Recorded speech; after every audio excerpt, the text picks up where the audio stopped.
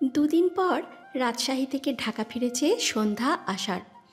ঠিক বিকেলের দিকে এসে পৌঁছেছে বাসায়। তখন আরু বাগানের দোলনায় বসে বই পড়ছিল। আজ এক্সাম ছিল। এক্সামটা ভালোই হয়েছে।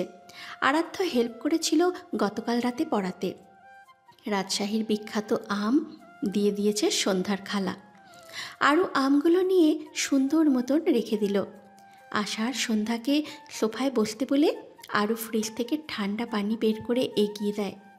সন্ধ্যা নিজে খেয়ে মেয়েকেও খাইয়ে দেয়। আশার পানিটা খেয়েই বসা থেকে উঠে দাঁড়ায়। সন্ধ্যা ভ্রুকুচকে জিজ্ঞাসা করল, কোথাও যাবেন? আশার হাত ঘড়িতে সময় দেখে বলল, হসপিটালে, রাতে কথা হবে আসছে। আশার চলে যায়। আরও সন্ধ্যার কাছে জিজ্ঞাসা করে রাতের জন্য কি রাঁধবে।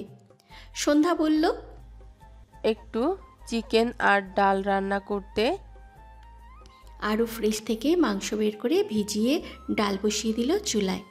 সন্ধ্যার পর আরাধ্য চলে আসলো বাসায়। মা ফিরেছে ফোনেই জেনেছে। আরও বলেছিল। আরুকে রান্নাঘরে দেখে বলল, এক কাপ কফি নিয়ে আয় তো আরু। আরু তাড়াহুড়ো করে বলল, নিয়ে যান। না, তুই নিয়ে রুমে আয়। আশ্চর্য, দেখছেন তো রাজি। সো হোয়াট, চুলার পাওয়ার কমিয়ে আয়। আরু রেগেই কফি বানিয়ে রুমে নিয়ে আসলো। আরাধ্য খালি গায়ে ছিল, শার্ট পাল্টাচ্ছিল। আরু গলায় কেশে বলল, আদ্য পুরুষ, দরজা লাগিয়ে চেঞ্জ করা যায় না?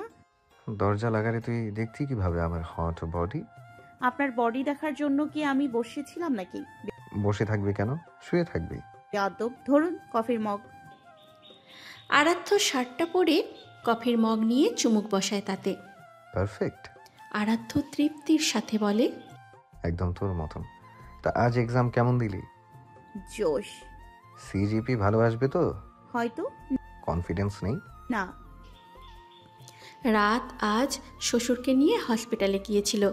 শ্বশুরের হার্টে রিং বসাতে হবে।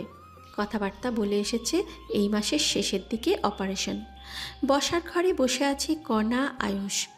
আয়ুষের মাথা ব্যথা করছে। আয়ুষ ম্যাথ করছে। ছেলেকে আজ হঠাৎ পড়তে দেখে বেশ অবাক হলো। ছেলের পাশে বসে বলল, পড়াশোনা করছিস? বাহ। আয়ুষ বিরক্ত হয়ে বলল, কেন, আমি কি পড়াশোনা করি না নাকি?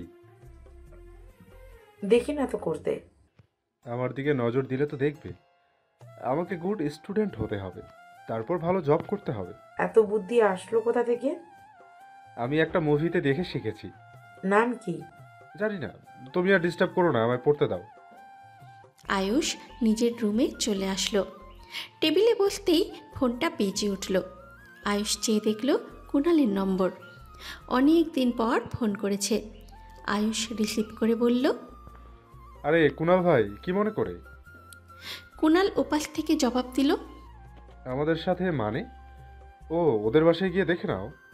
না, আমি এখন বিজি অনেক পড়াশোনায়, প্রচুর পরিশ্রম করছি। এই তো 1 ঘন্টায় 5 মিনিট করে।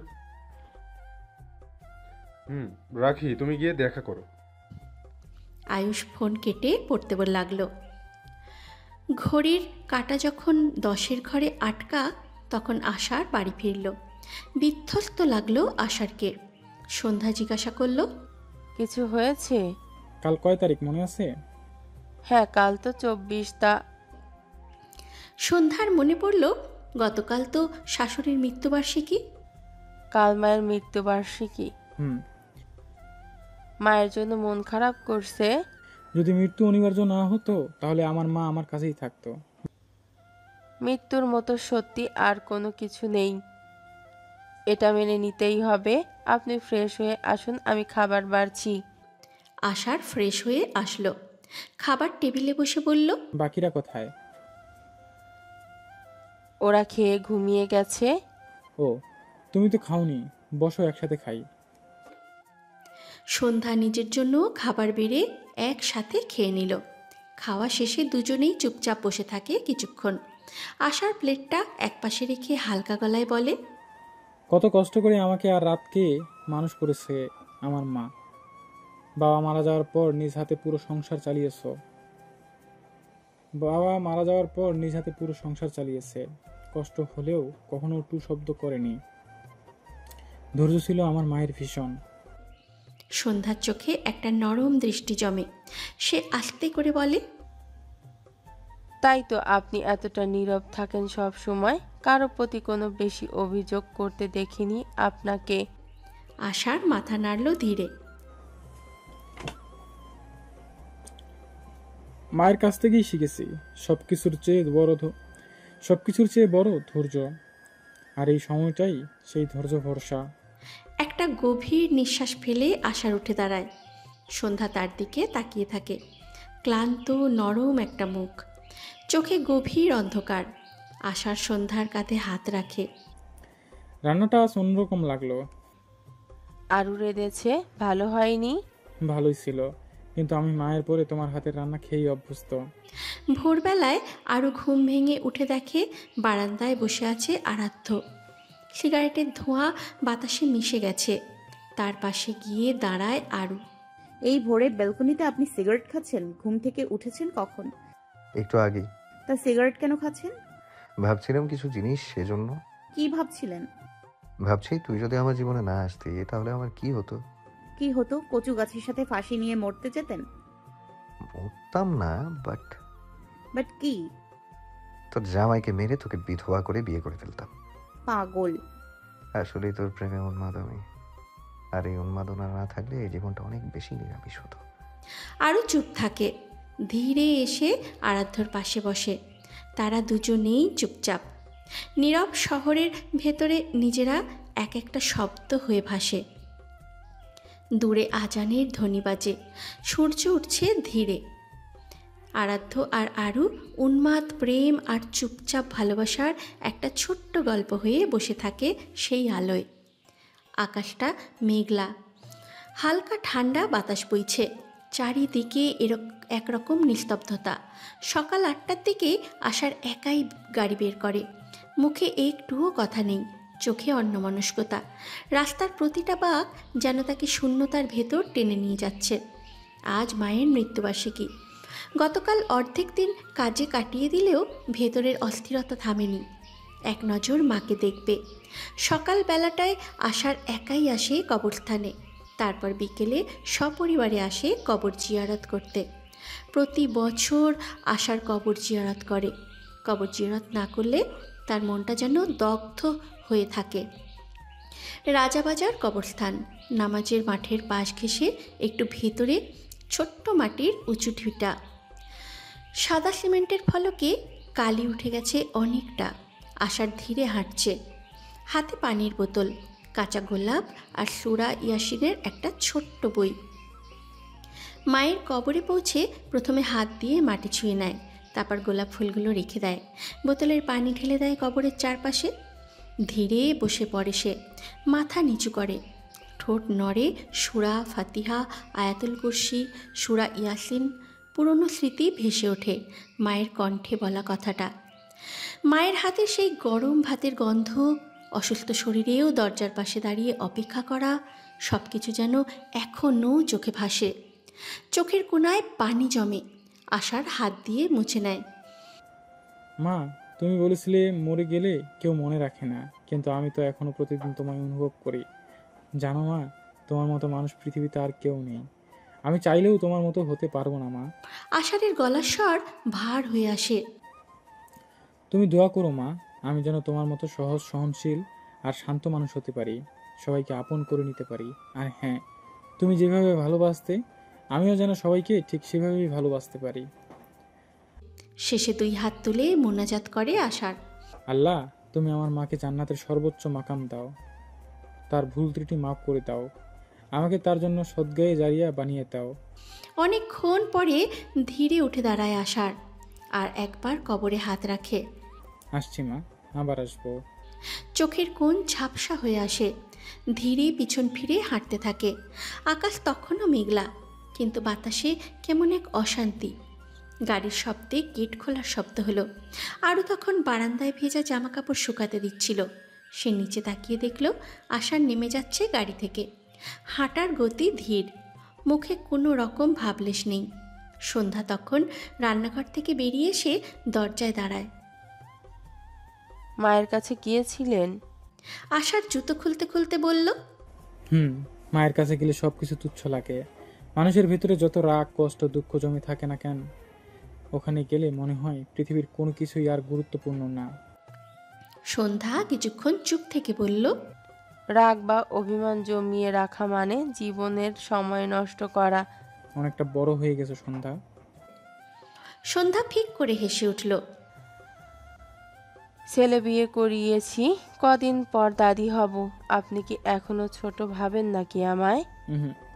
তুমি শুরু থেকেই ভীষণ ম্যাচিওর।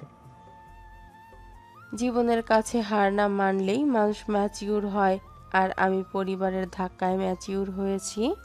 জীবনে দু একটা ধাক্কা খাওয়া আবশ্যক। বিকেলের দিকে সপরিবারে আশার ফের আসে মায়ের কবরে। রাতও আসে। রাত মায়ের কবরে বসে থেকে নির্বাক হয়ে।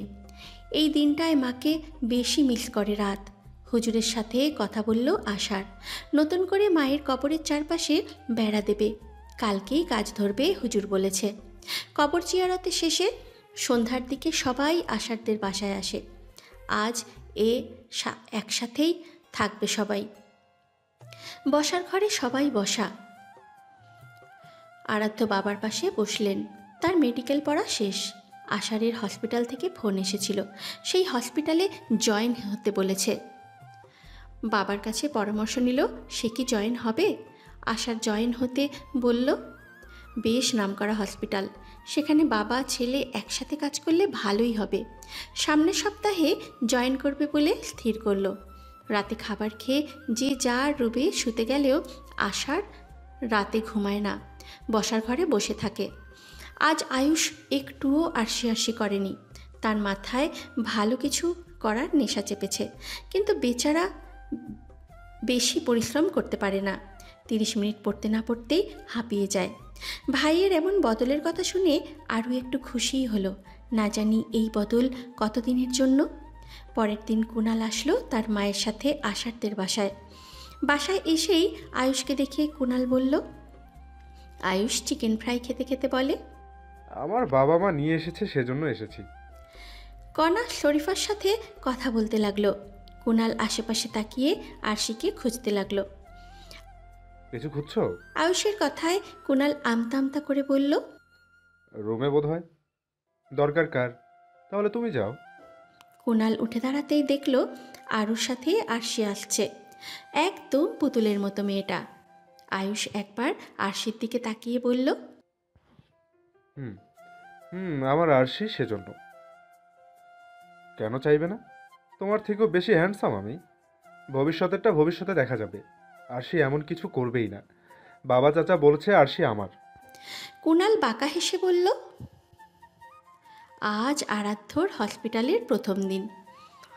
আরও নিজের হাতে সকালে উঠে আরাধ্যর পছন্দের সব খাবার রেঁধেছে। আরাধ্য সাদা রঙের শার্ট পরে, তার উপরে সাদা অ্যাপ্রন পরে, গলায় স্টেথোস্কোপ ঝুলিয়ে নিচে আসলো। আরও খাবার সাজিয়ে অপেক্ষা করছিল আরাধ্যর।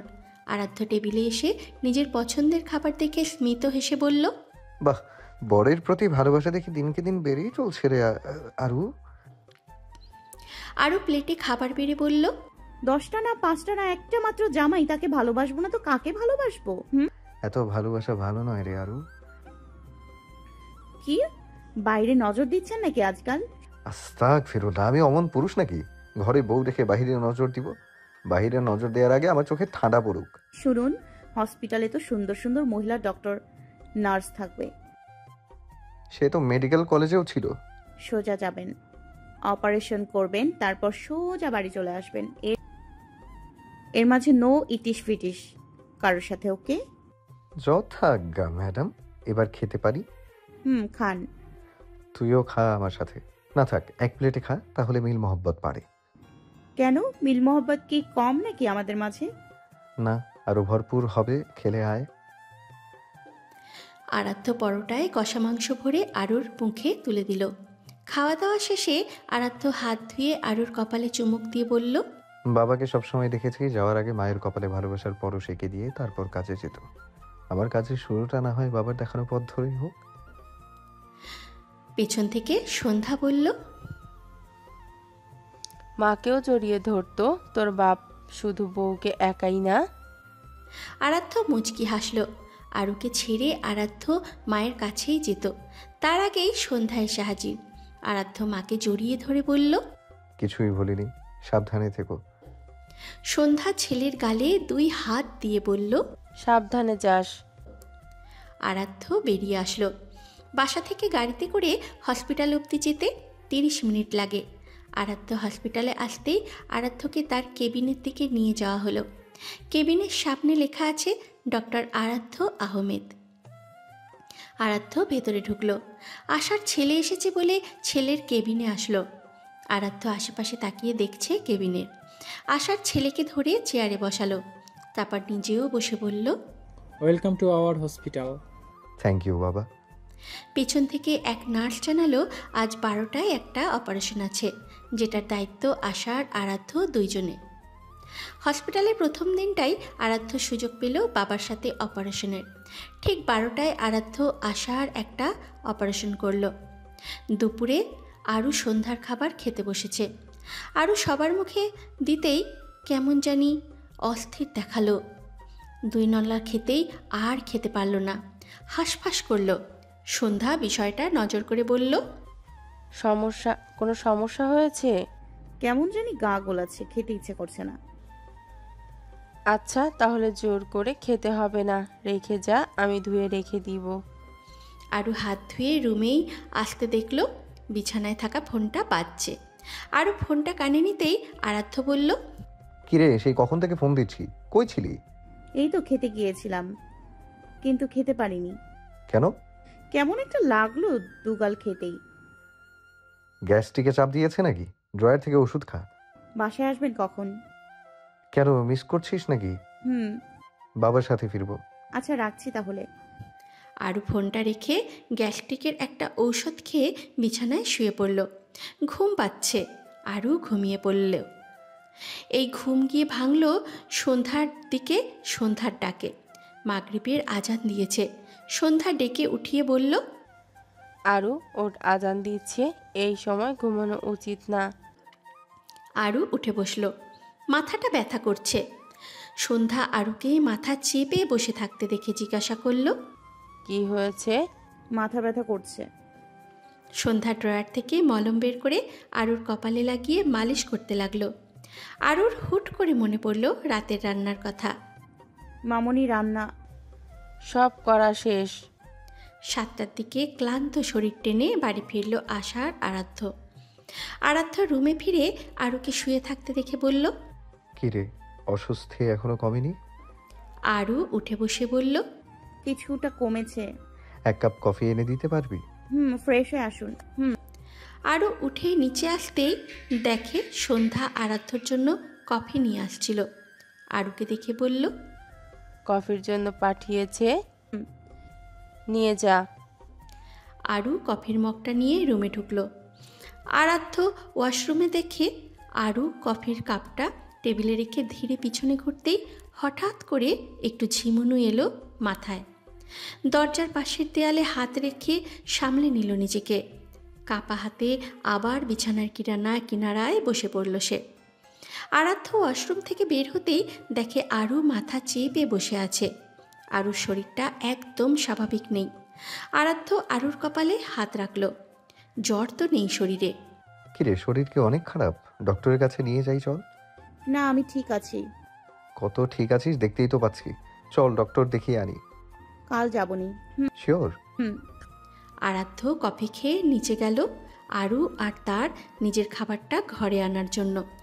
আরাধ্য খাবার এনে আরুকে খেতে বললেই আরু বলল, খাবো না, খেলে আমার গা গোলায়। না খেলে তো আরো দুর্বল হয়ে যাবি। তারপরেও খাবো না, সরান সামনে থেকে। আরু ওড়না দিয়ে নাক মুখ চেপে ধরল। আরাধ্য সেটা দেখে বলল, আশ্চর্য, নাক মুখ চেপে ধরলি কেন? আমি তো গ্যাস ছাড়িনি, তুই ছেড়েছিস নাকি? আরু রাগী চোখে তাকিয়ে বলল, খাবার নিয়ে সরুন আমার সামনে থেকে। কেন, কি হয়েছে? কিছু হয়নি, সরান। আরাধ্য সোফায় এসে খেয়ে নিল খাবারটা। এটো প্লেট রুমে রেখেই লাইট নিভিয়ে আরুর পাশে এসে শুলো। আরু আরাধ্যকে জড়িয়ে ধরে বুকে মাথা রাখে। আরাধ্য আরুর মাথায় হাত বুলিয়ে দিতে থাকে।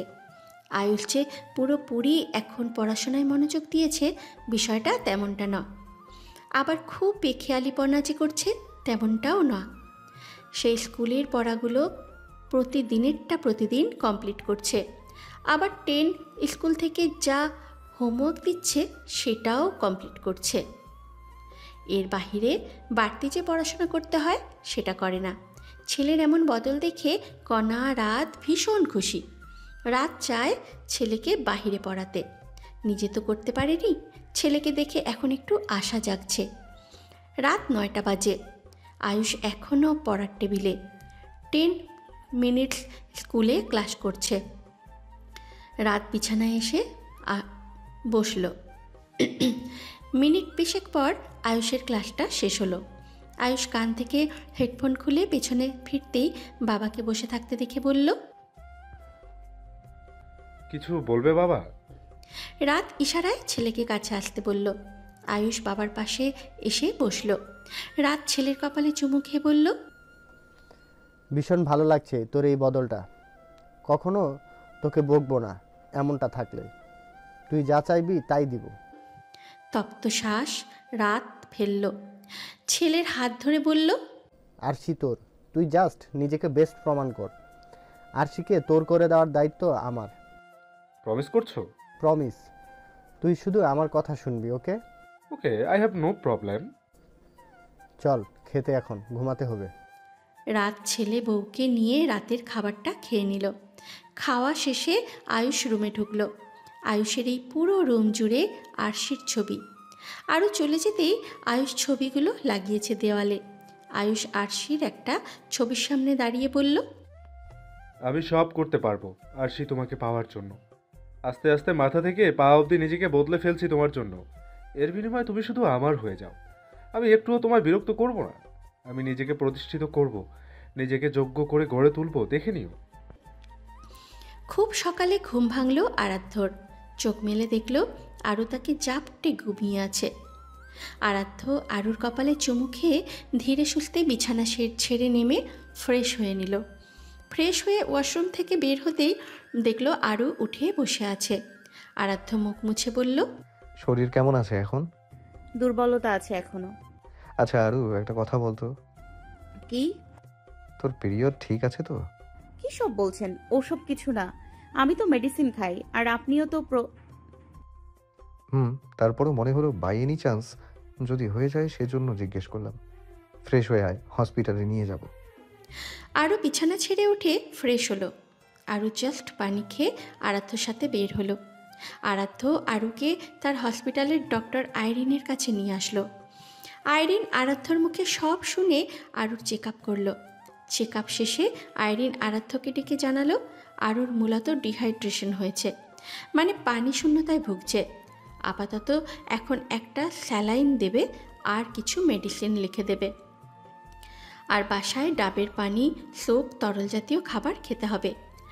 আরও স্যালাইন শেষ হলে আরাধ্য প্রেসক্রিপশানে দেওয়া ওষুধগুলো ফার্মেসি থেকে নিয়ে রাস্তার ধারে ডাব দেখে কিনে নিল 4টে। আর আরুকে বাসায় নিয়ে এসে মাকে সব বুঝিয়ে দিল, কখন কোন ওষুধ খেতে হবে আর খাবার কি কি খেতে হবে। সন্ধ্যা আশ্বস্ত করলেও খেয়াল রাখবে। আরাধ্য চলে গেল হসপিটালে। আরও রুমে এসে শুতেই দেখল সন্ধ্যা তার জন্য ডাবের জল নিয়ে এসেছে। আরও খেয়ে নিল জলটা। সন্ধ্যা আরুর মাথার কাছটায় বসল। আরও সন্ধ্যার কোলে মাথা রাখল। সন্ধ্যা আরুর মাথায় হাত বুলিয়ে বলল, গতকাল সকালেও তো ঠিকই ছিলি আরু। দুপুর থেকে কি হলো বল তো? কারণ নজর লাগেনি তো আবার তোর ওপর? আরু মুচকি হেসে বলল, আমি কি রূপবতী নাকি যে মানুষ নজর দেবে আমার উপর? নজর শুধু রূপবতী হলেই মানুষ দেয় না। তাড়াতাড়ি সুস্থ হ, অসুস্থ হয়ে থাকলে ভালো লাগে না। দুপুরের দিকে শরীর কাঁপিয়ে জ্বর আসলো আরুর। এমন জ্বর যে শরীরের যন্ত্রণায় কাতরাতে থাকলো। আরাধ্য লাঞ্চ টাইম পেতেই আরুকে ফোন দিচ্ছিল। ফোন বেজে চলছে কিন্তু রিসিভ হচ্ছে না। সেই জন্য আরাধ্য মাকে ফোন করলো। সন্ধ্যা মেয়েকে আনতে গিয়েছিল স্কুলে। বাসার কাছে আসতেই ছেলের ফোন পেয়ে ফোন রিসিভ করে বলল, হ্যাঁ বল আরাধ্য। মা, আরু ফোন কেন ধরছে না? ওর রুমে গিয়ে দেখো তো ও ঠিক আছে কিনা। আমি বাসায় গিয়ে দেখছি। তুমি কোথায়? আরশিকে আনতে গিয়েছিলাম। সন্ধ্যা তাড়াতাড়ি পা চালিয়ে বাসায় আসলো। আরও রুমে এসে দেখলো আরও বিছানায় কাতরাচ্ছে আর বিড়বিড় করে বলছে, আল্লাহ, মরে গেলাম আমি শরীরে ব্যথার যন্ত্রণায়। সন্ধ্যা আরুর কাছে ছুটে আসলো। আরুর মাথা কোলে নিয়ে অস্থির গলায় বলল, কি হয়েছে আরু তোর? বল মা, কোথায় কষ্ট হচ্ছে? মামুনি, আমার শরীর ব্যথায় জ্বলে যাচ্ছে। আমি কুলোতে পারছি না এই ব্যথা। মনে হচ্ছে কেউ সূচ ফোটাচ্ছে আমার শরীরে। সন্ধ্যা আরুর শরীর ধরতেই দেখলো শরীর তার জ্বরে পুড়ে যাচ্ছে, সেই জন্য বোধহয় ব্যথা করছে। সন্ধ্যা ছেলেকে ফোন করে জানালো। আরাধ্য হসপিটাল থেকে বের হয়ে ফুল স্পিডে গাড়ি চালিয়ে বাসায় চলে আসলো। রুমে ঢুকে আরুকে আর্ত চিৎকার করতে দেখে এগিয়ে এসে আরুর গালে হাত রেখে বলল, কি হয়েছে তোর আরু? এভাবে আর্তনাদ করছিস কেন জান? ওকে হসপিটালে নিতে হবে আরাধ্য, শরীর জ্বরে পুড়ছে। হঠাৎ করে এমন গা কাঁপিয়ে জ্বর আসলো কেন মা? হসপিটালে নিলে তো জানা যাবে। আরাধ্য আরুকে পাজা কোলে নিয়ে গাড়িতে শুইয়ে দিল। দ্রুত গতিতে গাড়ি চালিয়ে হসপিটালে আনলো। আইরিনকে ডেকে আরুকে দেখতে বলল। আইরিন আরুকে কেবিনে নিয়ে গেল। আরু এখনও আর্তনাদ করছে। আশার অপারেশনে ছিল। অপারেশন থেকে বের হয়ে করিডর পার হতেই সন্ধ্যা আরাধ্যকে দেখে এগিয়ে এসে বলল, সন্ধ্যা, তুমি এখানে যে? সব কিছু ঠিক আছে তো? আরু ঠিক নেই ডাক্তার সাহেব। কি যে হলো, গা কাঁপিয়ে জ্বর এসেছে আরুর, যন্ত্রণায় কুলাতে পারছিল না। আরাধ্য ফোন করে কণাকে আসতে বলল হসপিটালে। কণা মেয়ের অবস্থা শুনেই হসপিটালে চলে আসে। আধ ঘন্টা পর আইরিন কেবিন থেকে বের হয়ে আরাধ্যকে জিজ্ঞাসা করে, আরু কেমন আছে? ঠিক হয়ে যাবে তো আরু? আরাধ্য কেবিনের ভিতর ঢুকলো। আরু শুয়ে আছে বেডে। একদিনেই কেমন চোখ মুখ শুকিয়ে গেছে। আরাধ্যর বুকটায় ব্যথা জমা হলো। আরুর পাশে বসলো। আরুর হাত দুটো মুঠোয় ধরে বলল, কি হলো তোর আরু? এই আরুকে দেখলে আমার নিঃশ্বাস থেমে যায়। তাড়াতাড়ি সুস্থ হ জান। হঠাৎ কাঁধে কারুর হাতের স্পর্শ পেল আরাধ্য। পাশ ফিরে দেখল আরুর মা কণাকে। আরও ঠিক হয়ে যাবে, দেখে নিও। আরুর জ্ঞান ফিরল রাতের দিকে। চোখ মেলতেই দেখল আরাধ্য তার হাতের কাছে শুয়ে আছে। দেওয়ালে ঘড়িতে এখন রাত 12টা। আরু নিজেকে হসপিটালে দেখে একটু চমকালো। স্মৃতিতে একটু চাপ দিতেই মনে পড়ল সে শরীর ব্যথায় কাতরাচ্ছিল। ভীষণ ব্যথা লাগছিল তার। এমনটা আগে কখনো লাগেনি। আরু একটু নড়ে চড়ে উঠতেই আরাধ্য লাফিয়ে উঠল। আরুকে তাকিয়ে থাকতে দেখে জিজ্ঞাসা করল, শরীর এখনো ব্যথা করছে? জ্বর আছে? আরাধ্য শরীর চেক করে দেখল না, জ্বর তো নেই, একদম স্বাভাবিক টেম্পারেচার। কিছু খাবি? আনবো? ভাত খাবো। আকস্মিক ভাত খাবে শুনে একটু চুপ হলো আরাধ্য। ভাত তো দেখতেই পারতো না, এখন বলছে সে ভাত খাবে। আরাধ্য ক্যান্টিনে গেল, ভাত মাংস নিয়ে আসলো। আরুকে খাইয়ে দিল। তবে আরুর 2 গালের বেশি খেতে পারল না। বমি করে ভাসিয়ে দিল। শুধু বমিই ছিল না, বমির সাথে রক্তও বের হলো। আরাধ্যর বুক মোচড় দিয়ে উঠল সেই রক্তে। আরুর মুখ ধুয়ে পানি খাইয়ে দিল আর নার্স ডেকে পরিষ্কার করতে বলল। নার্স পরিষ্কার করে দিয়ে গেলে আরাধ্য আরুর পাশে বসে। হসপিটালে কাউকে থাকতে দেয়নি আরাধ্য, সব সামলে নেবে বলে 11টার দিকে সবাইকে ঠেলে বাড়ি পাঠিয়ে দিয়েছে। আরও জোরে জোরে শ্বাস নিচ্ছে এখন। আকস্মিক আরুকে এইভাবে জোরে জোরে শ্বাস নিতে দেখে আরাধ্য অস্থির গলায় জিজ্ঞাসা করল, এই তুই এমন করছিস কেন আরু? কি হয়েছে? এমন জোরে জোরে শ্বাস ফেলছিস কেন? কেবলই তো ঠিক ছিলি। আরু বল না, কোথায় কষ্ট হচ্ছে? শ্বাসকষ্ট হচ্ছে তোর? আরুর চোখ উল্টে আসার উপক্রম। আরাধ্য আরুর অবনতি বুঝে পাশে থাকা অক্সিজেন মাস্কটা আরুর মুখে লাগিয়ে দেয়। সাথে সাথে ইঞ্জেকশনও পুশ করে দেয় আরুর শরীরে। আরু শান্ত হয়, চোখ বন্ধ করে ফেলে আরু। আরাধ্যর পাগল পাগল লাগতে শুরু করে নিজেকে। কি হচ্ছে আরুর সাথে এসব? মেডিকেল রিপোর্ট তো বলছে আরুর তেমন গুরুতর সমস্যা নেই, তাহলে এসব হচ্ছে কেন? আরাধ্য বাকি রাতটা জেগে কাটালো। ভোর হতেই আরাধ্য আইরিনকে সব জানিয়ে দিল, রাতে কি কি হয়েছে না হয়েছে আরুর সাথে সব। আইরিন সব শুনে তড়ি ঘড়ি করে হসপিটালে আসে। হসপিটালে এসে আরুর কিছু টেস্ট করে নেয়। টেস্টের রিপোর্ট আসলো। আইরিন দেখল রিপোর্টটা।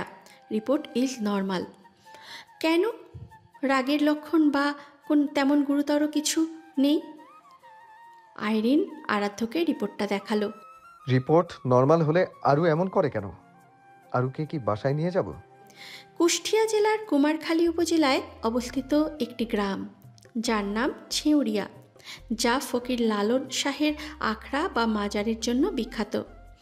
এই গ্রামে বসবাস করে এক তান্ত্রিক, যার নাম বীজনাথ রাউত। নামে যেমন হালকা, কাজেও ততটাই নিখুঁত আর ভয়াবহ। ইনি মূলত জাদুটোনা করে থাকেন। মাঝে মাঝেই দূর দূরান্ত থেকে আসে মানুষ তার কাছে। বীজনাথ তার কক্ষে বসে। চোখে ধোঁয়াটে চশমা, ঠোঁটে এক রাশ নিঃশ্বাসের বিষ, তামাকের ঘ্রাণে রুমে বিদঘুটে গন্ধ। গত সপ্তাহে একটা কাজ এসেছে। কাজটা পুরোপুরি করতে পারলে তাকে দেওয়া হবে 1,00,000 টাকা। এখন সেই কাজটাই করছেন তিনি। হাতে তার খড় দিয়ে বানানো একটি পুতুল। পুতুলটির মাথায় আসল চুল লাগানো।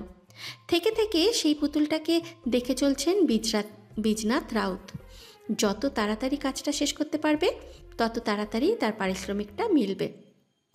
এই প্রথম এত মোটা অঙ্কের একটা কাজ এসেছে এবং এটা তাকে পুরোপুরি করতে হবে। হসপিটাল থেকে আরুকে আনা হয়েছে দুপুরের দিকে। মোটামুটি সুস্থই দেখাচ্ছে আরুকে। গতরাতে মরার উপক্রম হওয়া আরু এখন পুরোপুরি সুস্থ। খাচ্ছে, সারা বাড়ি জুড়ে হাঁটছে। আরাধ্য আরুকে পর্যবেক্ষণ করলো আর চোখে। যে মেয়েটা সুস্থ হয়েছে এই অনেক। গত রাতে তো হার্ট অ্যাটাকই করে ফেলতো হয়তো আরাধ্য। সন্ধ্যার পর একটা অপারেশন আছে। আরাধ্য আরুর পাশে বসলো। স্যুপের বাটিটা নিয়ে স্যুপ খাইয়ে দিল। তারপর আরাধ্য আরুর থেকে বিদায় নিয়ে চলে আসলো। আসার আগে বলে আসলো সাবধানে থাকতে, কোনো রকম খারাপ লাগলে যেন ফোন করে সাথে সাথে। আরু নিশ্চিন্তে থাকতে বলল আরাধ্যকে। আরু বসে গল্প করছে সন্ধ্যার সাথে। সন্ধ্যা সবজি কাটছে। আজ সবজি দিয়ে খিচুড়ি রান্না করবে। আরু টিভিটা অন করলো। ঘাড় ফিরিয়ে পাশে সদর দরজার দিকে তাকাতেই দেখল আয়ুষ হন্তদন্ত হয়ে ছুটে আসছে। পরনে তার স্কুল ড্রেস। ভাইকে এই সময় দেখে ভ্রু কুচকালো আরু। আয়ুষ বোনের কাছে এসে বোনকে জড়িয়ে ধরে বলল, আপু তুই ঠিক আছিস তো? কোনো কষ্ট হচ্ছে এখনো? বল কোথায় কষ্ট হচ্ছে? আরু ভাইয়ের পিঠে হাত রাখলো। শরীর কাঁপছে আয়ুষের। স্কুল থেকে সোজা এখানে এসেছিস? মাকে কতবার বললাম তোর কাছে তখন নিয়ে যেতে, কিন্তু নিয়ে যায়নি। বাবা জোর করে স্কুলে নিয়ে গেল সকালে। পরীক্ষা ছিল, তা না হলে আমি স্কুল পালিয়ে হলেও তোর কাছে চলে যেতাম। একদম এই কাজ করা যাবে না। আগে পড়াশোনা। না, আগে তুই, তারপর পড়াশোনা আমি সারা জীবন করতে পারবো, কিন্তু তোর কিছু হলে আমি তোকে কোথায় পাবো বল? আমার কিছু হবে না। দেখ আমি পুরোপুরি সুস্থ। মা আমি আজ এখানেই থাকবো। জানি। তুই জানিয়ে দে ফোন করে। আচ্ছা সে না হয় দিব জানিয়ে। যা ফ্রেশ হ আগে। তা ফ্রেশ হয়ে পড়বি কি? জামা কাপড় তো নিয়ে আসিসনি। সন্ধ্যা আয়ুষের মাথার চুলগুলো ঠিক করে বলে, আমার আলমারিতে আছে তোর ভাইয়ের জামা কাপড় এক্সট্রা। ও বাড়িতে গড়াগড়ি খায় জামা কাপড়। এ বাড়িতে নিয়ে আসলে খুব কমই তো নিয়ে যায় সেগুলো বাড়িতে। আয়ুষ ফ্রেশ হতে চলে গেল আর সন্ধ্যা রান্নাঘরে গেল রান্না করতে। সবই ঠিকঠাক ছিল সন্ধ্যা অবধি। আম্মাখা খাচ্ছিল আরু, আয়ুষ আরশি। আকস্মিক খাওয়ার মাঝে আরুর বুকে ব্যথা শুরু হয়। বুক চেপে চোখ মুখ কুঁচকে ফেলে। আয়ুষ আমের বাটির সাইডে রেখে আসে বোনের কাছে।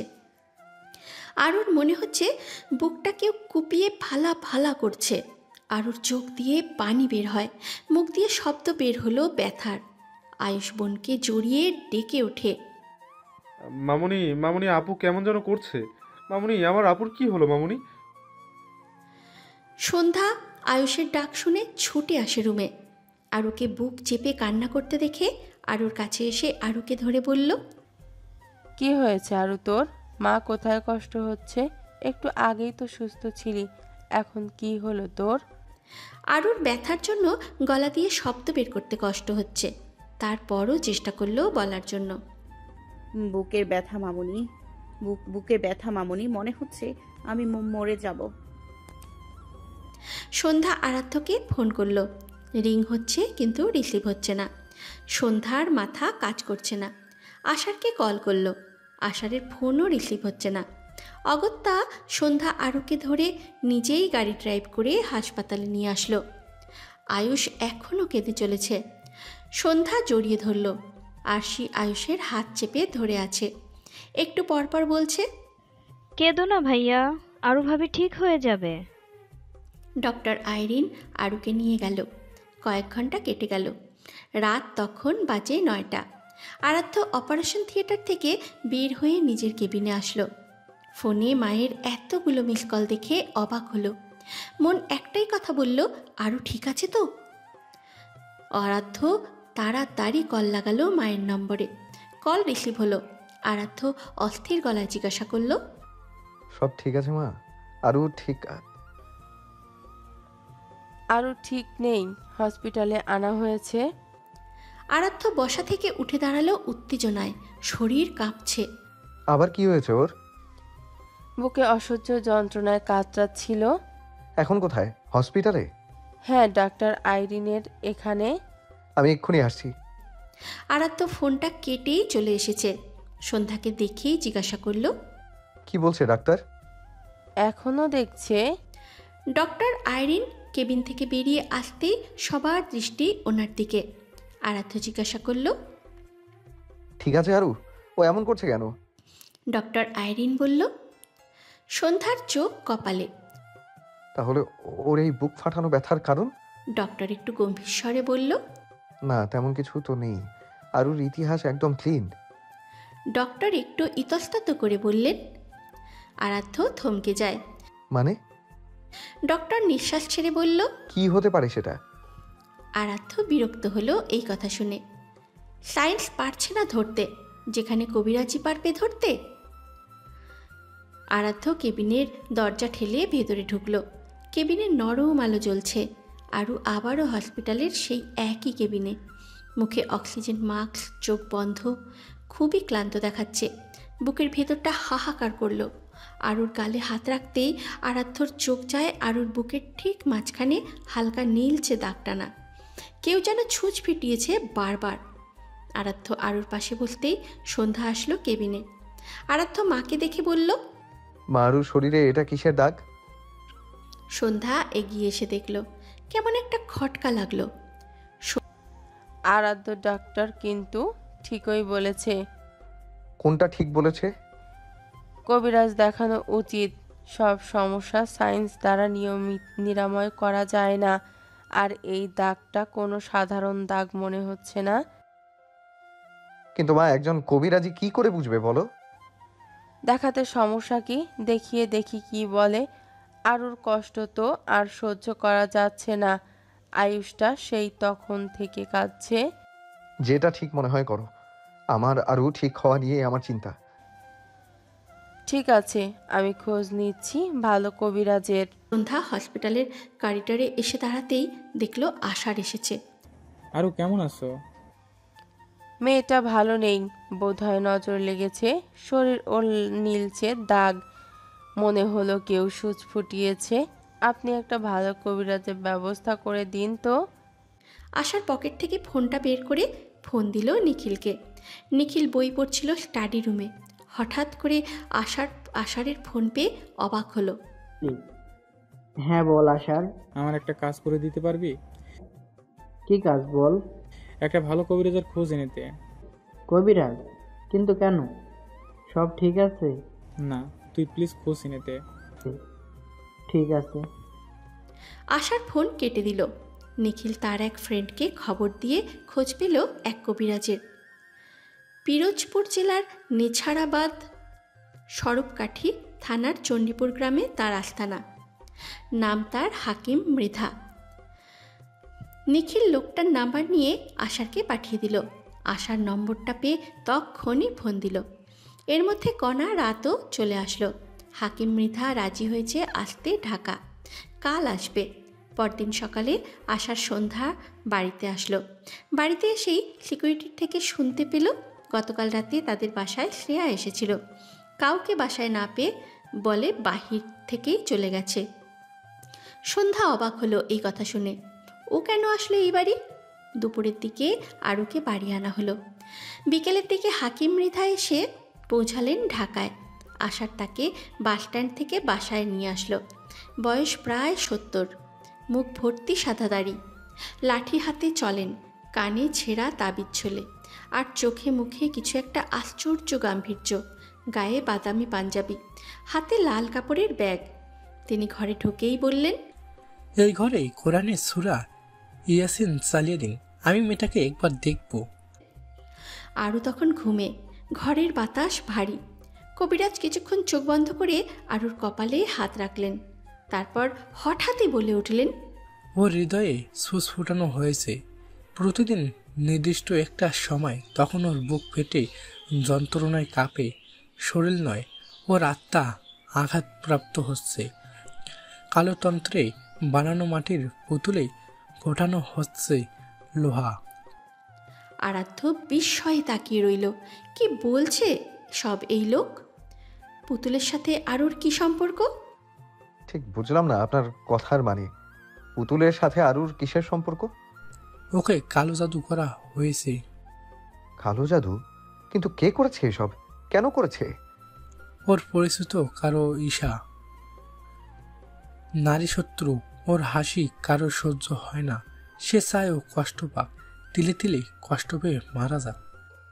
কবিরাজ ছোট্ট এক সোনালি কৌটোয় এক ধরনের ঘন তেল দিলেন। এই তেলটা গায়ে মালিশ করিয়ে দিন 3 দিন, আর আমি আজ রাতেই ওর নাম ধরে পঞ্চতন্ত্র ভাঙবো, মেটার উপর থেকে বন্ধন কেটে যাবে ইনশাল্লাহ। আরাধ্য থমকে থাকলো কিছুক্ষণ। সত্যিই কি এমন হয়? টানা 3 দিন আরাধ্য সেই তেল মালিশ করলো আরুর শরীরে।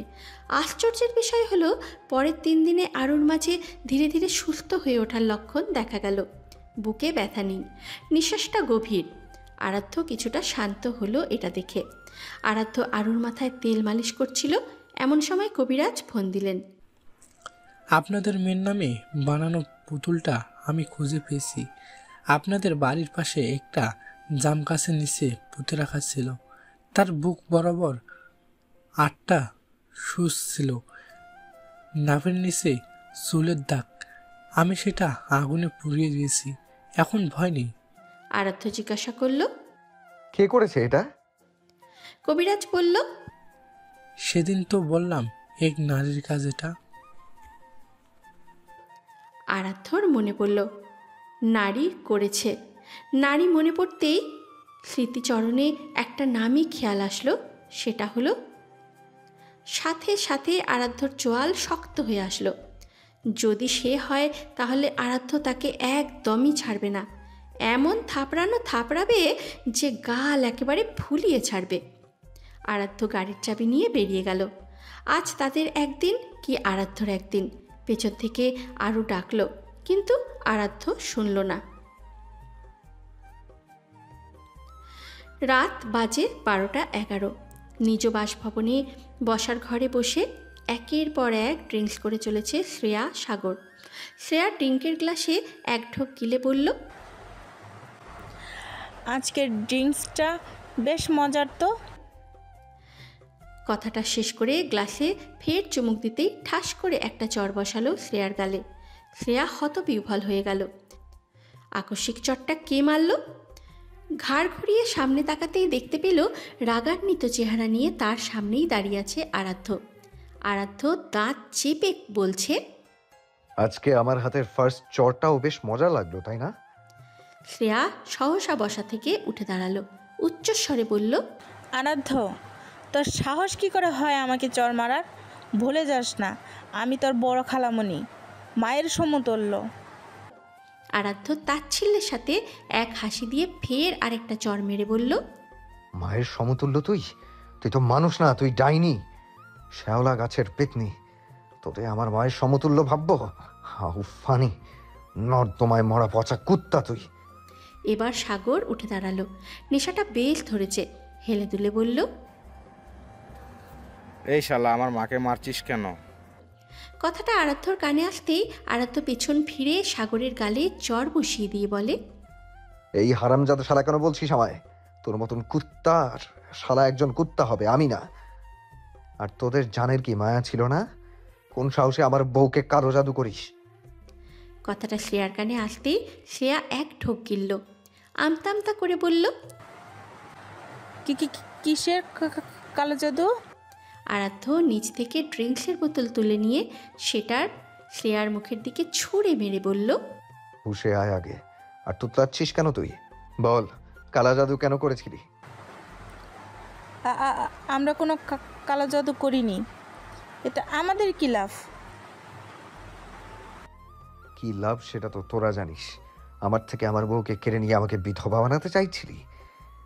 তোদের তো আজ আমি এমন মারবো যে বাপের নাম কি তোদের সেটাই ভুলে যাবি। আরাধ্য একবার শ্রেয়াকে চড় মারছে তো আরেকবার সাগরকে। নেশা করে ভালোই করেছে, আরাধ্যর জন্য সহজ হচ্ছে পেটাতে।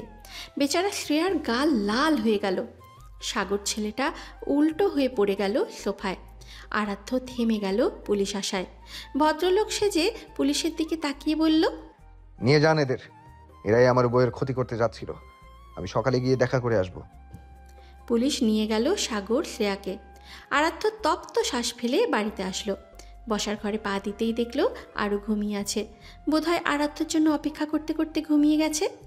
আরাধ্য নিঃশব্দে আরুর দিকে এগিয়ে এসে পাজা কোলে নিতেই আরাধ্যর মা বেরিয়ে আসলো রুম থেকে। আরাধ্যকে দেখে এগিয়ে এসে কিছু বলার জন্য মুখ খুলতেই আরাধ্য থামিয়ে দিয়ে ধীর গলায় বলল, এখন কিছু জিজ্ঞেস করো না, কাল সকালে বলবো সব। আর ওর ঘুম ভেঙে যাবে। অনেকটা রাত নির্ঘুমে যন্ত্রণায় সাথে কাটিয়েছে। সন্ধ্যা সম্মতি প্রকাশ করল। আরাধ্য আরুকে নিয়ে রুমে প্রবেশ করল। বিছানায় আস্তে ধীরে শুইয়ে দিয়ে আরুর পাশে বসল। লাইটের আলো চোখে পড়ায় বারবার চোখ কাঁপছে। আরাধ্য গিয়ে লাইট নিভিয়ে ড্রিম লাইট জ্বালিয়ে পাশে বসল। আরাধ্য পর্যবেক্ষণ করল আরুর মুখটা। ঘুমন্ত আরুকে কত সুন্দরই না লাগছে। আরাধ্য মুচকি হাসল। বুঝ হবার পর থেকেই আরাধ্য আরুকে ভালোবাসতে শুরু করেছে, কারণ আরাধ্যর ভালো লাগতো আরুকে বকতে জ্বালাতে। এই তো একটা ঘটনা মনে পড়ল আরাধ্যর। আরাধ্য তখন ক্লাস 5-এ পড়ে আর আরু 4-এ। কণা আরুকে নিয়ে এসেছিল তাদের বাসায়। আরাধ্য তখন পড়ার টেবিলে বসে পড়ছিল। আরু এসেছে শুনেই সে পড়ার টেবিল ছেড়ে উঠে উকি দিয়ে দেখল আরু কি করছে। আরু বসার ঘরে একা খেলছে দেখে আরাধ্য আস্তে করে আরুকে ডেকে বলল, এই আরু শোন। আরু তাকালো আরাধ্যর দিকে।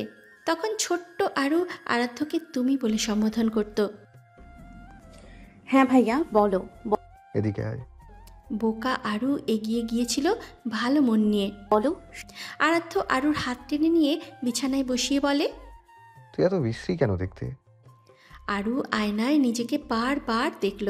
সত্যি আমি দেখতে বিশ্রী? তো আমি কি মিথ্যা বলেছি? আরু কথাটা শুনেই কাঁদতে কাঁদতে তার মায়ের কাছে গিয়ে বলেছিল, মা আমি বলে দেখতে বিশ্রী? কণা মেয়ের গালে চুমু খেয়ে বলল, কে বলেছে তুমি দেখতে বিশ্রী? আরাধ্য ভাইয়া। সন্ধ্যা চোখ গরম করে তাকিয়েছিল আরাধ্যর দিকে। আরু কাঁদতে কাঁদতে বারবার বলছিল, আমি দেখতে বিশ্রী, আমি সুন্দর হব।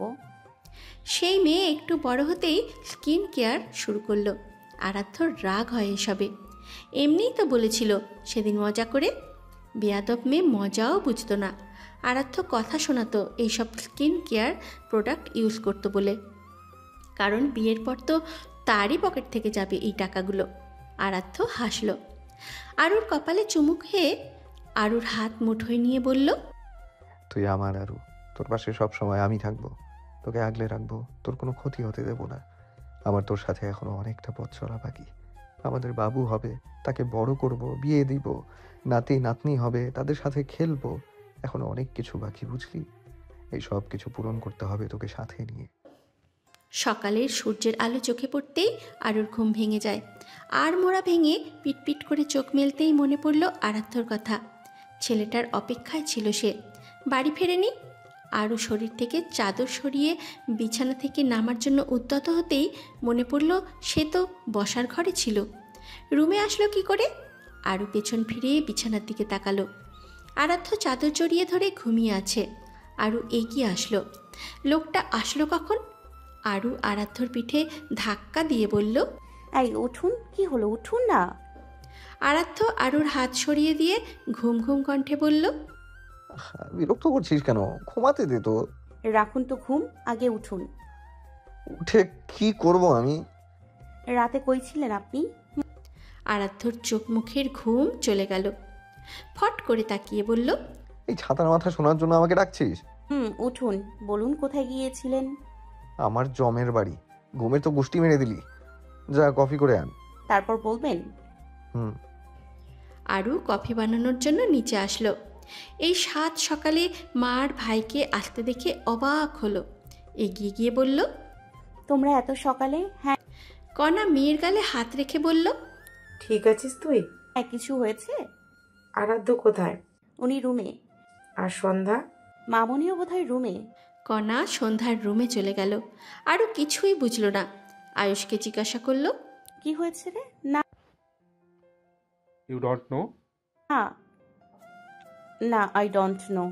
শ্রেয়া মাসি তো জেলখানায়। জেলখানায় মানে? তোমায় কালো জাদু করেছিল সে আর তার ব্যাড বয়। কিন্তু কেন? ব্রো জানে। আরও কফি বানানোর জন্য রান্নাঘরের দিকে যেতে গিয়ে দেখল আরাধ্য নিচে নামছে। আরাধ্য আয়ুষকে দেখে এগিয়ে এসে সোফায় বসে বলল, কিরে শালা, কি খবর তোর? ভালো। তুমি এত খোশ মেজাজে কেন? তোর হিংসা হচ্ছে আমার খুশি দেখে? আমার বোনের উপর দিয়ে ঝড় বয়ে গেল আর তুমি খোশ মেজাজ মোড়ে আছো? ইয়েস শালা বাবু।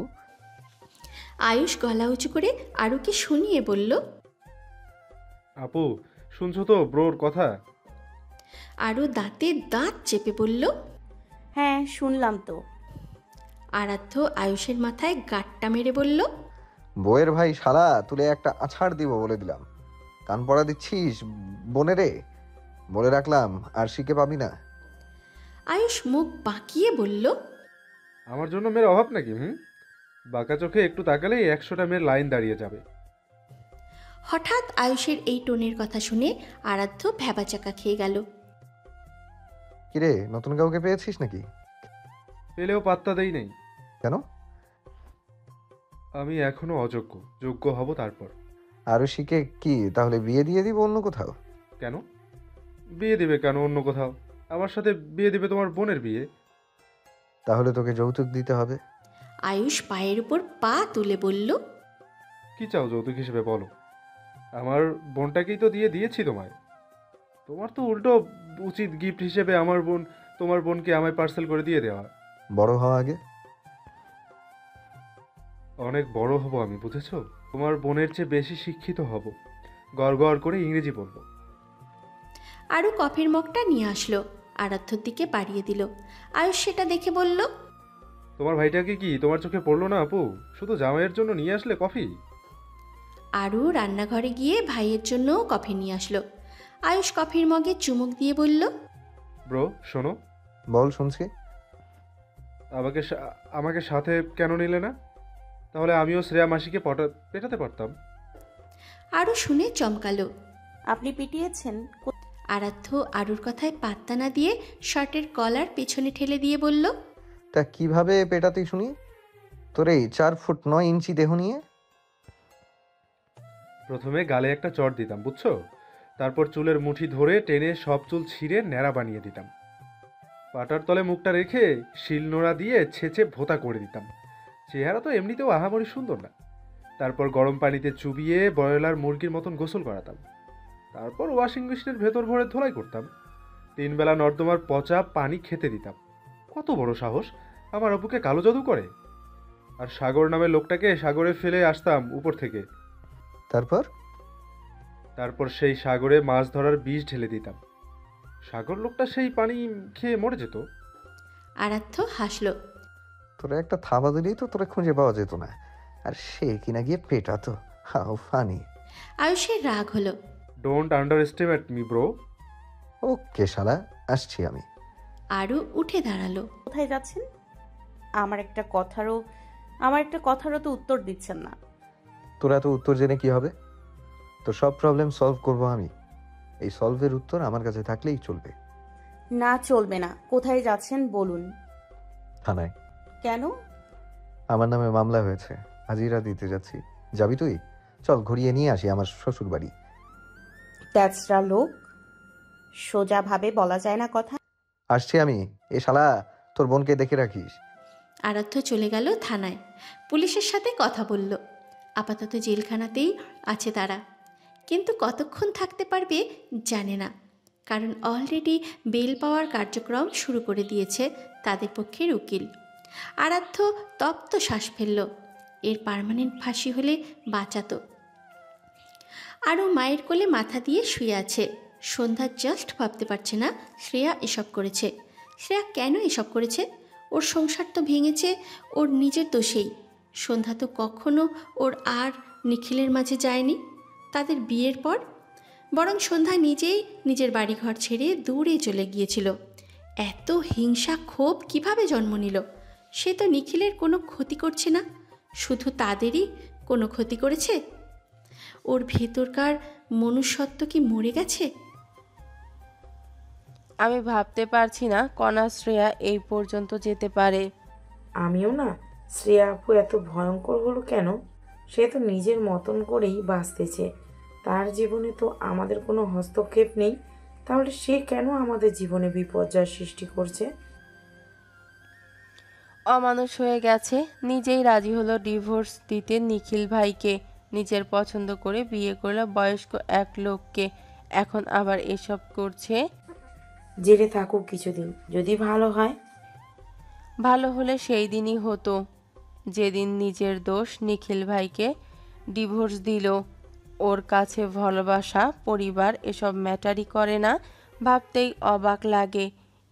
এক সময় আমার বেস্ট ফ্রেন্ড ছিল, সে বেস্ট বোনও। ঘৃণা লাগছে নিজের ওপর। তখন তো শ্রেয়া আপু ভালো ছিল। ভালোবাসা না পেলে মানুষ মানুষকে অমানুষ বানিয়ে ছাড়ে। আরও উঠে বসল, মায়ের কথায় দ্বিমত প্রকাশ করে বলল, ভালোবাসা না পেলে মানুষ মানুষকে অমানুষ বানিয়ে ছাড়ে, এটা একটা ভুল কথা। আমি দেখেছি একজনকে, সে তার ভালোবাসার মানুষকে পায়নি। কই, সে তো অমানুষ হয়ে প্রতিশোধ নেয়নি। কার কথা বলছিস তুই? আরুর মুখে এসে ফিরে গেল নীরার নামটা। নামটা বলে মেয়েটাকে লজ্জার ভেতর ফেলতে চায় না আরু। আছে একজন মা, সবাই এক হয় না, কেউ না পেয়েও না ছুঁয়েও ভালোবাসতে জানে।